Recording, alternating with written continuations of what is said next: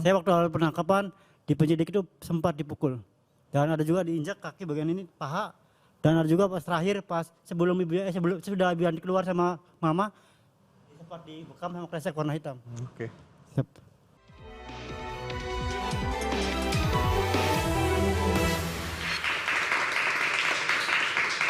Terima kasih Anda masih diinterupsi pemirsa. Saya langsung ke Bang Pitra. Bang Pitra katanya ada bukti baru, ada novum baru, bahkan tidak perlu kesaksian dari Peggy. Iya. Anda yakin banget dari awal kalau Peggy itu dan terpidana yang lain adalah pelaku? Baik Mbak Anissa, yang pertama saya ingin tanggapi terkait dengan mikroeviden ya. Saya kira kalau pengungkapan melalui mikroeviden karena tahun 2016 itu tidak mungkin dilakukan. Karena laporan polisi itu pada tanggal 31 Agustus 2016. Sedangkan diketahui bahwasannya peristiwa tersebut diberitahukan adalah peristiwa laka lantas pada tanggal 27. Seharusnya di sini Polri memberikan apresiasi ataupun penghargaan kepada Ibtu Rudiana karena berhasil membongkar kasus pengeroyokan ataupun pemerkosaan ini. Artinya apa? Yang korbannya adalah Ya, anaknya. kalau Rudiana itu dahulunya itu diam saja, tidak. Sekarang juga diam kemana? Pak Rudiana nggak muncul ke publik. Lantas seperti itu. Ya gimana Pak? Sekarang Pak Rudiana juga diam, tidak muncul ke publik, lagi dicari loh masyarakat, Saya kira sama tindakan netizen. yang dilakukan oleh Rudiana itu sudah tepat sebagai anggota Polri. Karena beliau itu sangat patuh kepada institusi dan pimpinan. Padahal yang memimpin penyidikan ketika itu kalaupun beliau. ada arahan Bang dari Pitra. pimpinan, tentunya dia akan buka suara gitu. Saya kira sebagai anggota polisi dia mengikuti SOP yang ada di internal kepolisian. Oke, Bang Farhad, kalau tadi melihat dari statementnya Bang Pitra, artinya Bang Pitra tetap berkeyakinan kasus ini tidak banyak berubah. Yang berubah sekarang hanyalah status dari Peggy Setiawan yang itu pun juga bisa akan menjadi tersangka lagi jika ada penyidik baru seperti itu. Komentar Anda. Inilah ya, kalau saya lihat Bang Pitra ini tidak menyadari dan tidak mengikuti perkembangan. Apanya yang tidak menyadari, Bung Farhad? Ya, karena Nggak harus jelas dulu gitu. ya kita kan lihat dari hasil putusan pra-peradilan. Ya. Nah, kemudian baru pertama kejadian orang yang memberi kesaksian kunci, Dede Aep, orang yang anaknya meninggal sembunyi, sampai sekarang sembunyi gitu. Ada apa? Bang Pitra tahu Nah, jadi posisinya. begini, bukan sembunyi. Kalau Tadi kan mereka sudah saya sembunyi jelaskan. harusnya nongol dong. Beliau Bentar. ini bukan sipil. Ya, nanti saya jelaskan. Jadi Bung Farhad juga Sembunyi. memahami antara sipil dan Karena- anggota polisi aktif gitu loh. Karena kalau saya bicara kembali ke pokok PK, Iya. kami sudah daftar dan tanggal 24-nya kita akan sidang. Ya, Ya, kalau teman-teman tanya apa yang menjadi pertanyaan pertama adalah keadaan baru seperti Liga Akbar mencabut. Kemudian adanya pernyataan bahwa 2 DPO sudah hilang. Nah, dan ketiga masalah tes DNA, pemerkosaan. Nah, kemudian kita masuk ke prosedurnya yaitu adalah yang membuat laporan ini adalah Rudiana. Rudiana yang menentukan 8 dan 4 DPO. Nggak salah. Oleh Anda karena tidak sependapat dengan iya, oleh karena itu Peggy bisa melaporkan Rudiana. Jadi Bahwa Rudiana saya melakukan luruskan suatu laporan palsu dan itu merupakan satu kejahatan. Saya luruskan di sini. Oke, catatan sedikit. Pak Anton Carlian ini kita anggap orang tua kita. Salam hormat. Beliau menjadi Kapolda Jawa Barat itu 12 Desember tahun 2016. Artinya ketika Pak Anton menjadi Kapolda itu Sakatata sudah diponis di Pengadilan Tinggi.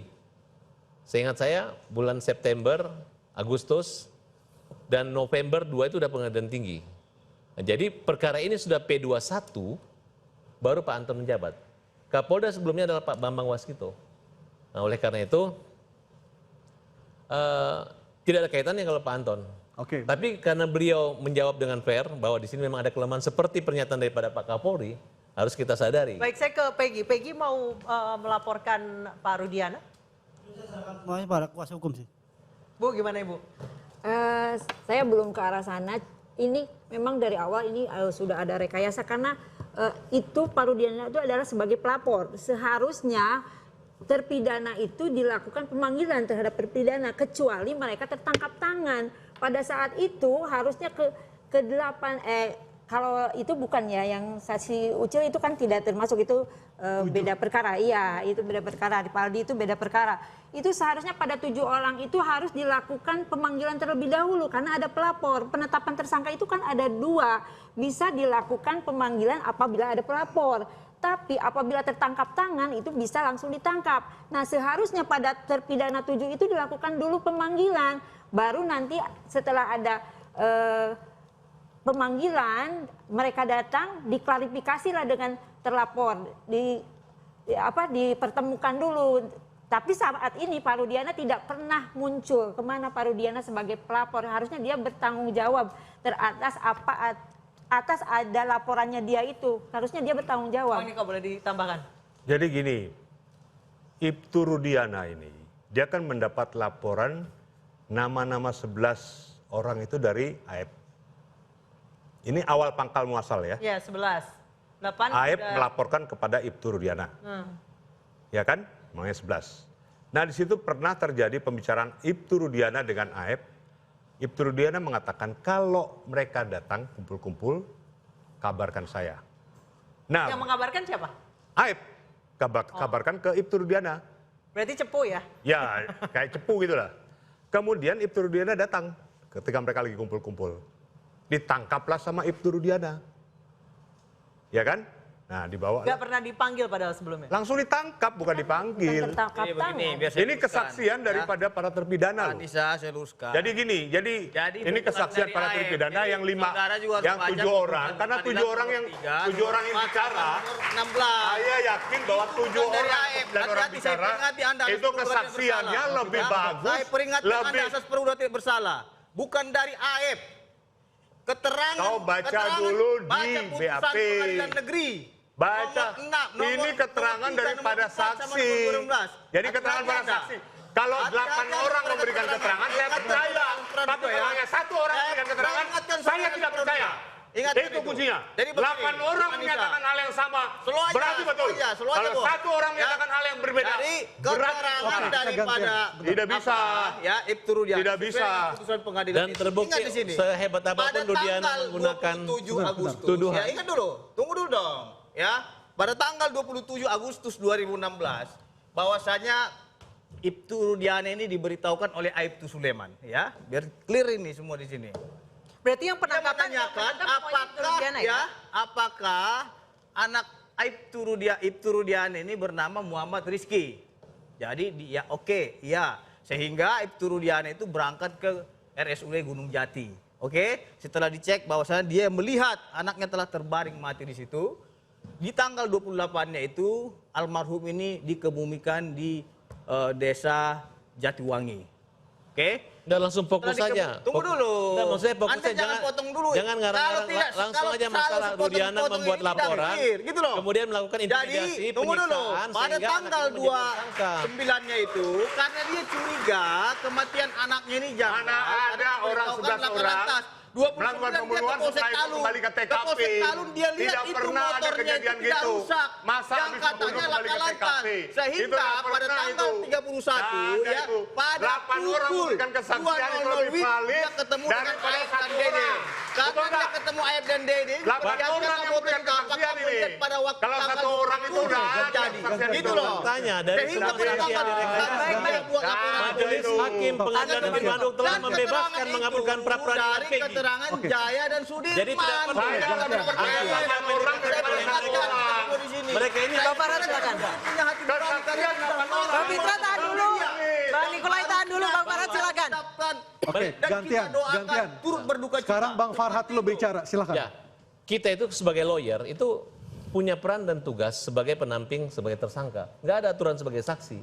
Saya heran mereka-mereka ini mendampingi saksi. Wong saksi ini hilang. Bos, bukan saksi, kita terlapor kalian kita di sini. Saya Ya, hadirnya di sini sebagai bicaranya praktisi hukum. kita bukan politiknya saksi. pada saat ketika Klien saya di sini di ada pada 2. perkara nomor 16 maupun Asren pada dan perkara Kafi, nomor dan itu 4 terlapor. yang dimana Wajib hakim kita telah dampingi menghukum sebagai 7 terlapor, orang gitu sebagai loh. serata seumur Jadi hidup jangan semua. bilang Baik, saksi. Bang kemudian Farhat, bicara. Coba Mungkin hari ini saya berdoa ditutup Iya. mulutmu, tapi hatimu dibuka supaya kamu tahu bahwa masalah Indonesia hati. saat ini menyorot. Bang Farhat. Nurani telah mati dan meninggal 2 anak manusia. Saya Yang membaca- awalnya dibilang laka lantas ternyata itu adalah Baik pembunuhan BAP berencana. maupun Di mana hati nurani maupun melihat itu seperti pertimbangan-pertimbangan hakim. Buta, Dalam hati dakwaan nurani Saka kita Tatal, semua ini buta. Peggy dituduh Buta. memperkosa. Hati nurani Dalam kita dakwaan sendiri. 5 orang, Kita Peggy hanya melihat terpidana, dia hanya memegang tersangka, 2 tapi dada. sudah mati Tapi pada Jangan, Bang kenyataannya Fitra, Peggy stop dulu. dibebaskan, makanya cacat semua, kronologis rusak semua.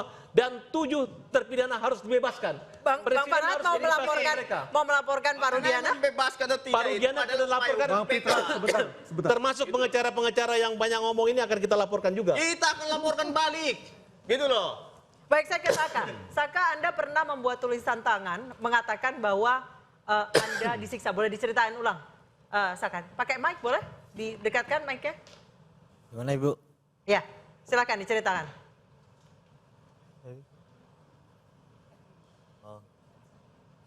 Ya. Ya, Anda sempat membuat tulisan tangan di tahun 2016 yang mengatakan, boleh diceritakan? Waktu pas sidang itu saya pernah bikin bahwasannya saya tuh nggak pernah melakukan apa yang dituduhkan. Itu pernah di tahun 2016. Di tahun 2016. Ketika itu tanggapannya seperti apa? Itu saya nggak tahu. Tetap tidak ditanggapi. Boleh ditambahkan Bu Titin, silakan. Jadi pada sidang 2016, Saka waktu itu masih kecil Mbak, umurnya 15 tahun. Saka juga tidak paham saya itu pengacaranya. Saya susah berkomunikasi dengan Saka.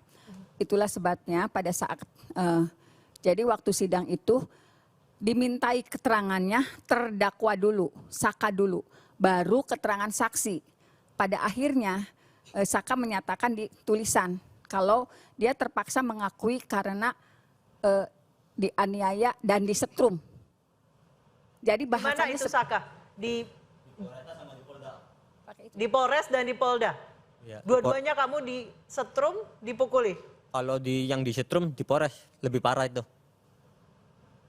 Jadi bukan disetrum doang, dianiaya bener-bener dianiaya. Dan dipaksa mengaku sebagai pelaku?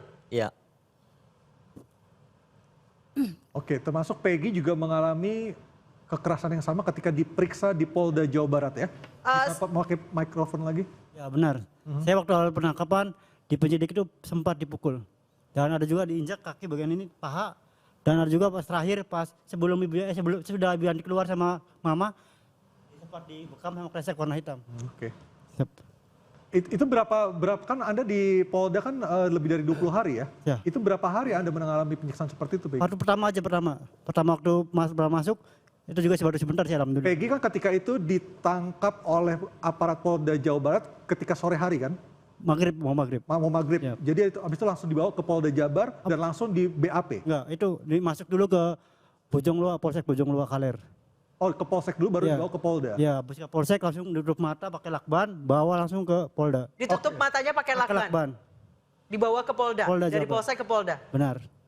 Oke, kita elaborasi lagi nanti Iya. Anissa dan pemirsa. Sebenarnya ada satu hal yang masih mengganjal saya, kenapa DPO tadinya 3, kemudian direvisi jadi 1. Saya akan bertanya ke Pak Anton nanti usai jeda, Pak sebenarnya DPO-nya 3 atau 1. Tetap bersama kami di Interupsi.